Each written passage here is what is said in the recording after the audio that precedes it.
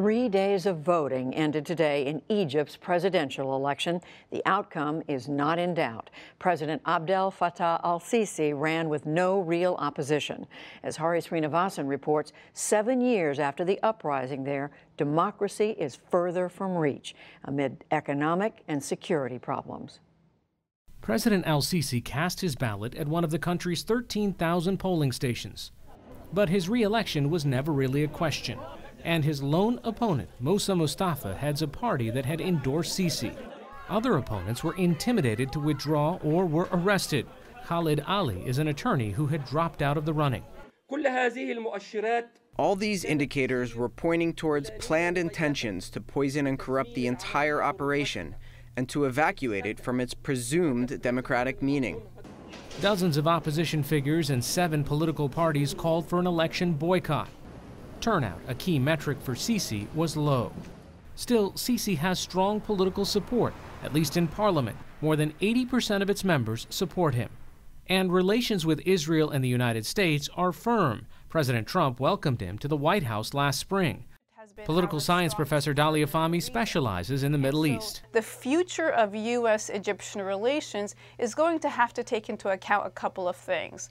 Will we really take seriously the democratic aspirations of the Egyptian people, which should lead to further stability? Or will we rethink U.S. strategy towards Egypt and U.S. strategy towards stability in the region as a whole? In 2013, Sisi ousted then-President Mohamed Morsi, Egypt's first democratically elected president after the 2011 uprising that deposed longtime leader Hosni Mubarak.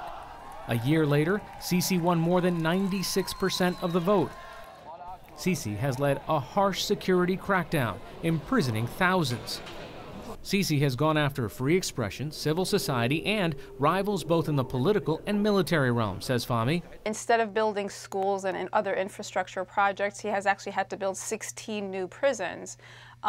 He has had a major clampdown on media, both domestic and international.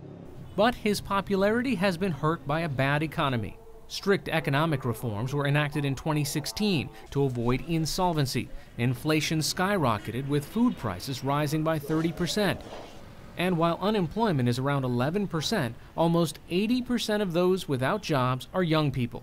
All this as Sisi prosecutes a war with an ISIS-affiliated insurgency in the Sinai Peninsula. Armed groups there have killed more than 700 civilians and at least 1,000 security forces since 2014. In 2015, militants blew up a Russian civilian airliner, killing more than 200 people on board. Sisi ratcheted up to fight, but the insurgency persists.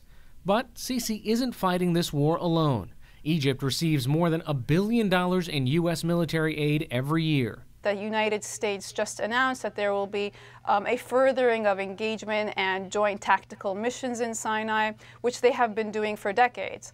But this increase lends itself to signal that the U.S. administration believes that it needs to play an increasing role in the region because Egypt cannot secure the region for itself. The official results of the election will be announced Monday. For the PBS NewsHour, I'm Hari Srinivasan.